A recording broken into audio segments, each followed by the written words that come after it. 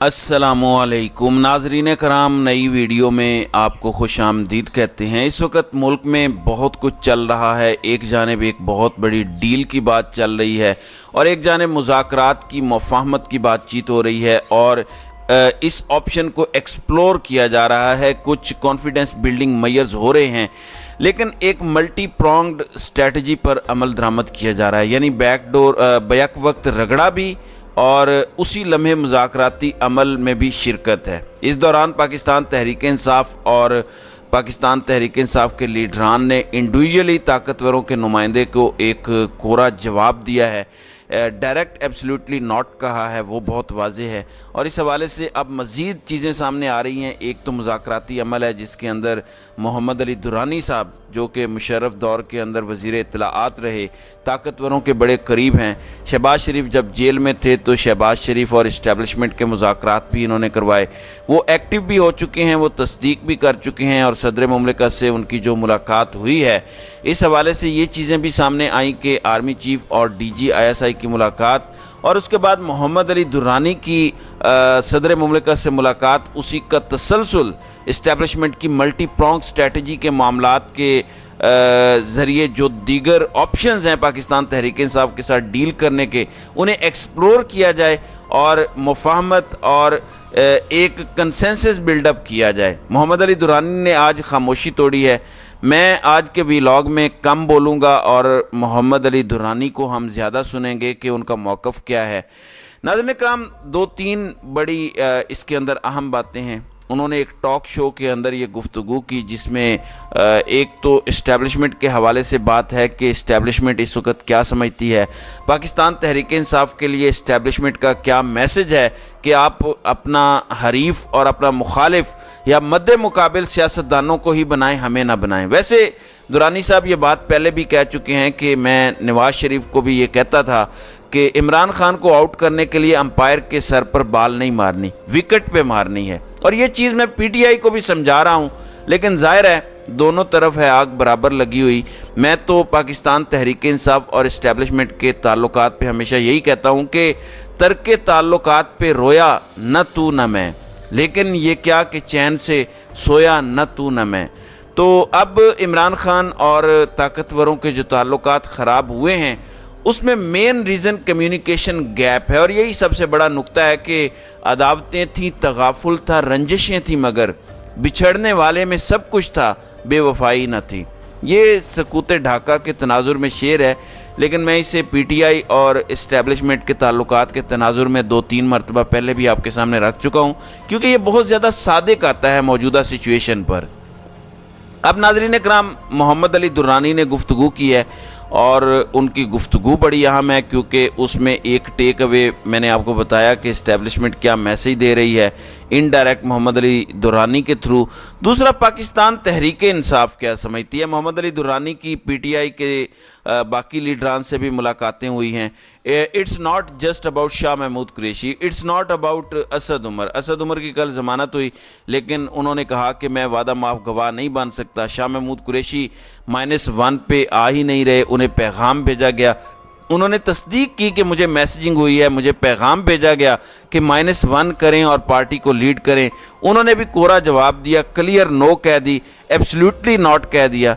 अब मैं आपको गुफ्तगू सुनवाता हूँ और आपने ये गुफ्तगू गौर से सुननी है और इस गुफ्तगू को समझना है, इस गुफ्तगू के मुंदरजात को एनालाइज करना है और इन्हें समझना है कि किस तरह से इमरान खान के हवाले से यूनानिमस डिसीजन PTI की लीडरशिप ने कम्युनिकेट किया है कि अटक जेल का कैदी नंबर 804 ही अवाम के दिलों की धड़कन है। पहले से बहुत से ऐसे सियासतदान जिन्हें शायद -1 होने पे हसीन ख्वाब नज़र आते हैं, लेकिन क्या नाम है, कोई वो they know the ground realities कि अवाम किसके साथ है। और ये जो आपकी सपोर्ट इमरान खान के साथ है, इसी ने बहुत से लोगों को रोक के रखा हुआ है। आप ज़रा मोहम्मद अली दुरानी की ये गुफ्तगू सुने। दुरानी साहब, ये जो कुंजी है मुफाहमत की, ये तो डॉक्टर आरिफ अलवी साहब के पास नहीं है, ये तो इमरान खान साहब के पास है। हाँ, क्या वो भी मुफाहमत चाहते हैं? सर देखें, ये जो सवाल असल तो हमारे यहाँ पाकिस्तान के अंदर सबसे बड़ा जो इशू है वो भी यही है कि हमारे यहाँ हर पार्टी जो है اس کی کنجی جو ہے وہ کسی ایک خاندان یا ایک فرد کے پاس ہے، فرد کے پاس ہے، اور وہ اسی نے آن کرنا ہے، اسی نے آف کرنا ہے، اور اس کی کوئی پروسیجر نہیں ہے جس کے تحت اس کے ذہن اب تو یہ زمینی حقیقت ہے. اب یہ زمینی حقیقت ہے. آپ اس کو جمہوری حقیقت مانیں گے، میں نہیں مانوں گا، لیکن نہیں جمہوری حقیقت نہ بھی ہاں لیکن زمینی حقیقت بن چکی ہے، اور اس کی وجہ سے زمین کو کوئی فائدہ نہیں ہو رہا، زمین پہ بسنے والوں کو کوئی فائدہ نہیں ہو بلکہ رہا، زمین پہ بوجھ ہی ڈلا ہے. اور آج تک جو ہے زمین پہ بسنے والے کو نقصان تو ہو رہا ہے نا. ہاں نقصان ہو رہا ہے. اور تو اب جو ہے ان کو بھی میں نے یہی بات کی ہے کہ آپ جن سے لڑنا چاہ رہے ہیں ان سے لڑنا جو ہے آپ کے مسئلے کا حل نہیں. کیونکہ وہ تو کہتے ہیں نا دو ہی فریق ہیں، ایک اسٹیبلشمنٹ ہے اور ایک ہم ہے. ایک ہم ہے. وہ پی ڈی ایم کو اور مانتے ہی نہیں، پیپلز پارٹی کو تو اب حریف سمجھتے ہی نہیں ہیں. اچھا یہی بات میں نے ان سے ابھی بھی کہہ رہا ہوں، فیس پہ کہی، سب سے بات چیت کر کے کہی کہ بھئی آپ کا فریق تو سیاسی ہی ہو سکتا ہے، تبھی آپ سیاسی عمل میں رہیں گے. آپ کو جو اسٹیبلشمنٹ ہے اس میں بھی تاک جہاں کا موقع ملا. دیکھیں جی اسٹیبلشمنٹ کا تو تاک جہاں کی ضرورت ہی نہیں ہوتی جی، وہ تو معصوم سے لوگ ہیں. اچھا. اور ویسے بھی پرانی جان پہچان ہے. دیرینہ آشنا ہے. دیکھیں ان کے رویے جو ہے نا بہت ڈیفینیٹ ہوتے ہیں اور بڑے واضح ہوتے ہیں. ہمارے جو سیاستدان ہیں وہ ہمیشہ اسٹیبلشمنٹ کو یوز کرتے ہیں، اقتدار میں آتے ہیں، اس کے بعد آنکھیں دکھاتے ہیں، اور پھر بھی کچھ نہیں سیکھتے. پھر آنکھوں دکھانے کے بعد پھر آنکھوں کی نظر ہو جاتی ہے، پھر دوبارہ آنکھیں دکھاتے ہیں. اسٹیبلشمنٹ پھر نیا ہاں وہ پھر مجبور ہو کے کسی اور کو نیا گھوڑا تلاش کرنا شروع کر گھوڑا گدھے کو تلاش کرتے ہیں. اس کے بعد وہ آتا ہے، وہ پھر وہی تو دونوں اپنے اپنے کھیل میں لگے ہوئے. تو اس لیے میں نے اس دفعہ جو بات ایک نئی کہی ہے وہ یہ ہے کہ یار اس دفعہ معاملے کو سیاستدانوں کے بیچ میں لے آؤ، آپس میں ڈائیلاگ. اچھا الوی صاحب سے اس سلسلے میں میری ملاقات ہوئی جو کہ بہت ہی پازیٹیو تھی. اب دیکھیں نا کل انہوں نے کتنی دیر ملاقات ہوئی؟ بس پونا گھنٹہ کافی ہے. ہاں کافی ہے. تو یہ ملاقات آپ کی جب ان سے ہوئی، اس سے پہلے الوی صاحب سے دو اہم شخصیات مل چکی تھیں یا آپ کے بعد ملی؟ نہیں مل چکی تھی. ہاں. اچھا چلیں اب اس ملاقات کی کہانی سننے کا اس کے نتیجے میں خط لکھا گیا. جی اچھا جب ملاقات ہوئی تو مجھے یہ پوری طرح سے احساس ہوا کہ یہ الوی صاحب کی پہلی ملاقات تھی جو میرے سے پہلے والوں سے. اچھا. اور وہ ملاقات 2 گھنٹے پہ محیط تھی. ٹھیک ہے جی. اور الوی صاحب کا اس کے بارے میں یہ امپریشن تھا کہ یہ بہت اچھی ملاقات ہوئی. اچھا. ہاں میرا اس کے بارے میں یہ امپریشن بنا، یعنی جو 2 بڑوں سے ملاقات ہوئی، میرا 3 بڑوں کی ملاقات آپس میں. 3 بڑوں کی آپس، ان کا خیال تھا کہ یہ بڑی اچھی ملاقات ہوئی. میرا اس سے یہ مجھے سمجھ آئی کہ یہ ملک کے لیے بڑا اچھا ہوا.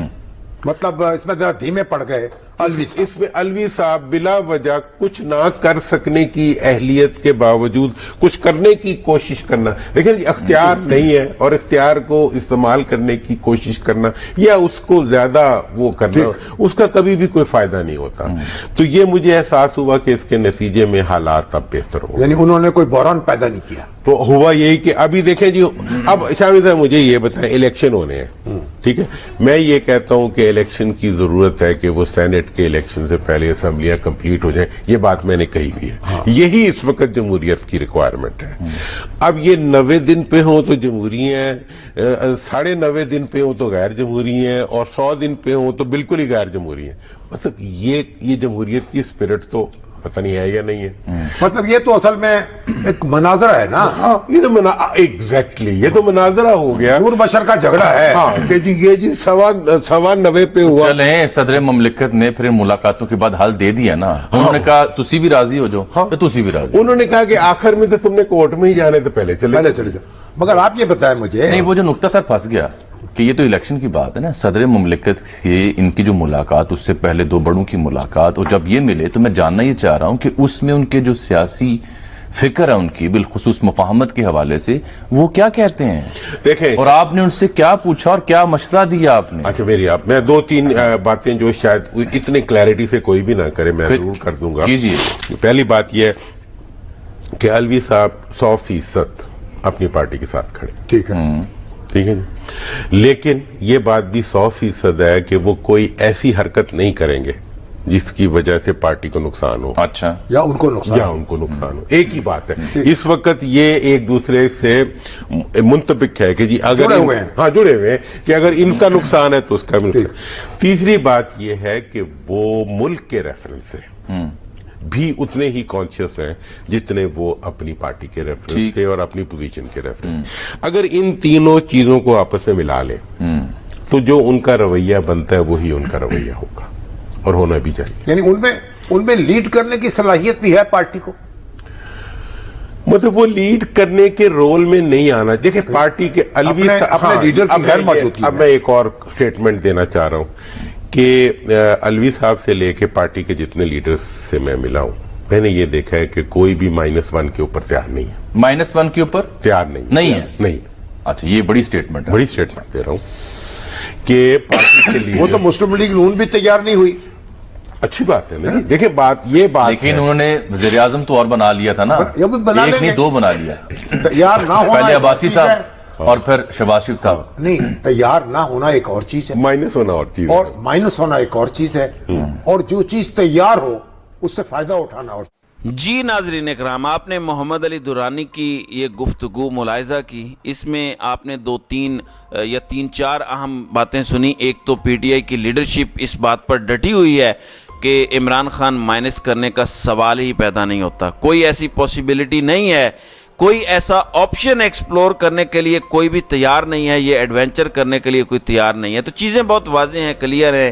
مذاکرات چل رہے ہیں, بیک اینڈ پہ بہت کچھ چل رہا ہے. کانفیڈنس بلڈنگ میئرز بھی مزید ہونے ہیں. عمران خان کی رہائی کی بھی بات ہو رہی ہے کہ جب مذاکرات ہو رہے ہیں تو پھر یہ کیوں نہیں ہو رہا. دیکھیں, مذاکرات کی کامیابی کی صورت میں رہائی ہونی ہے, یہ چیز آپ سمجھیں. اور یہ سیاست کھیلی جا رہی ہے, عمران خان کے اوپر کوئی جینون الزام نہیں ہے, اور یہ ایک لاسٹ سٹیپ ہوگا. ابھی تو مذاکرات چل رہے ہیں, اس دوران اگر کوئی کانفیڈنس بلڈنگ میئرز ہوتے بھی ہیں تو وہ کانفیڈنس بلڈنگ میئرز خان صاحب کی رہائی نہیں ہوں گے. ظاہر ہے دوسری سائیڈ بھی اپنے پتے سنبھال کے رکھ رہی ہے, اور اپیرنٹلی یہی اس وقت پولیٹیکل گیم چل رہی ہے. ابھی محمد علی درانی کی جو میں نے آپ کو گفتگو سنوائی ہے, امید ہے اس سے آپ کو بھی بہت کچھ کلیئر ہو گیا ہوگا. تو ناظرین کرام, آپ کی اس ویڈیو کے حوالے سے کیا رائے ہے, آپ اپنی رائے کا اظہار کامنٹ سیکشن میں ضرور کیجیے گا.